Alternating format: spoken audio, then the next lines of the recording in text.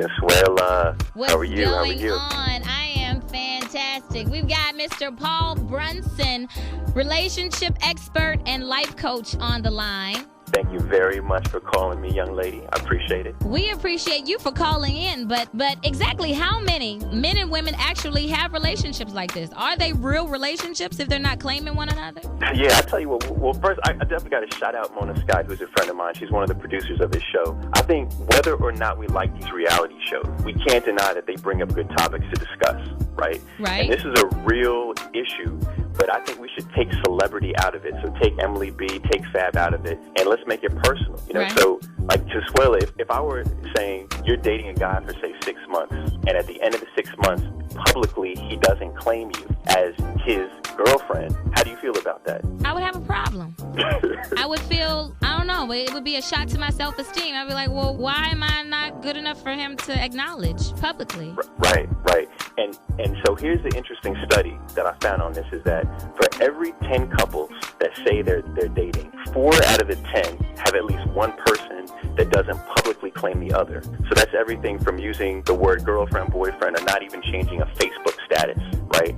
But yeah, it's crazy. It's crazy. I mean, That's almost 50%. It is. It's a lot. But here's the thing. In my opinion, the reason why we claim or we don't claim or we feel uncomfortable if someone claims us or doesn't claim us, it's about one word. And that word is commitment. And what we have to understand is that real love involves commitment. Yeah. And commitment is defined as not just a promise, but demonstrated behavior, right? But it's each of us that determines what is acceptable or not acceptable behavior. So in that case for you, it was not acceptable. Right. That was not real love.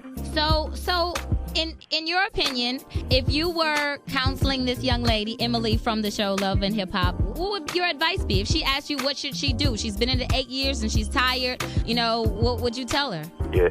You know, it's hard. Or anyone in that situation. Yeah, that's true. So it's hard to on TV because we're watching Emily on TV, we're listening to Fab, you know, on the radio, and they're celebrity. But each of us know what our personal situations are. Mm-hmm. And it's critical in a relationship that we understand that a real relationship, real love, is defined not just by what people say, but what people do. And we just have to be bold enough to draw the line at what is acceptable and not acceptable behavior. Wow.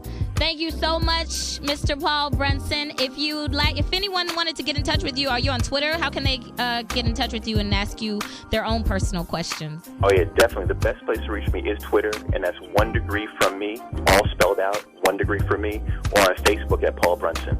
Wow. Thank you so very much. You want to come hang out with us again next week? Consuela, I will be back. Because we all got issues. Anytime you ask me back, I'm back. Thank you so much, Paul. Okay, you take care.